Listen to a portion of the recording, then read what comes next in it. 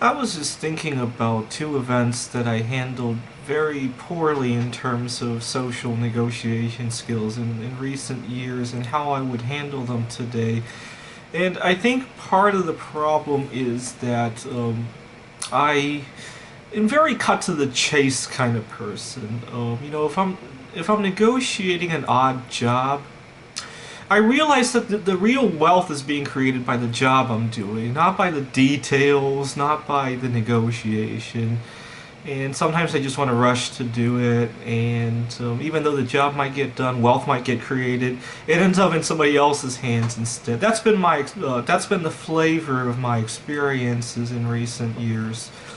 When I was working at Microsoft, there was a conference that I wanted to go to, and we have a budget for conferences each year. And I was talking to my boss about it, and he needed to talk to his boss, and perhaps there was another level that he needed to get approval from. And what had happened was that I talked to him when the conference was about 2 months away.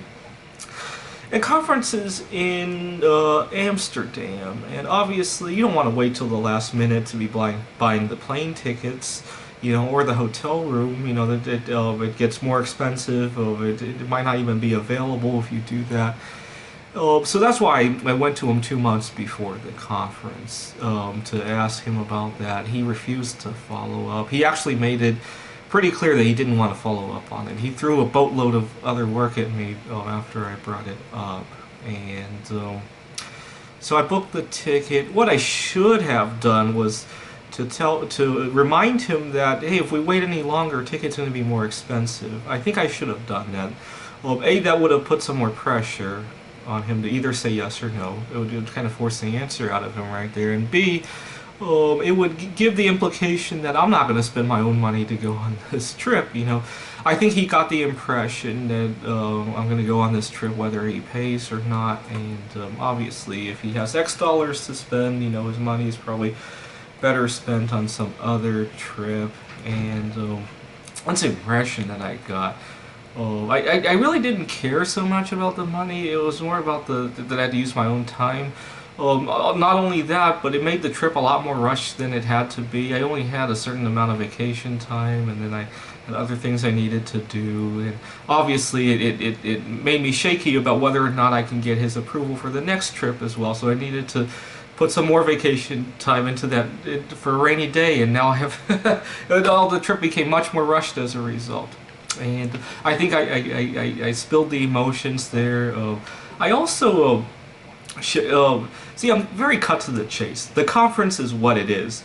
How we pay for it and whose time we use, that's detail compared to the wealth creation that going to this conference would bring to the world. And the problem is I created a lot of wealth, but Microsoft took it all, it seems like. Then a year ago I was doing some tutoring.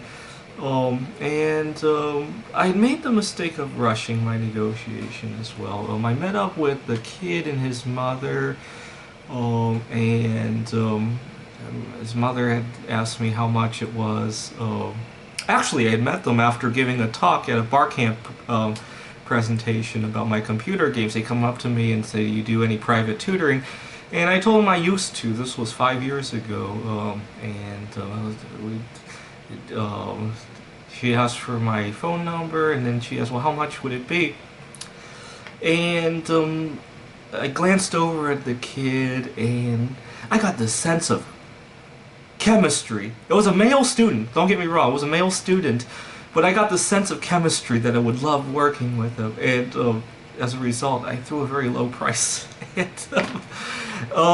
And it's very hard to, especially when it's that low. If I was only off by 5 or 10%, I'll find a way I'll just write it off, But I was off by a digit, pretty much. I worked with it. I wasn't too upset because we had this good chemistry.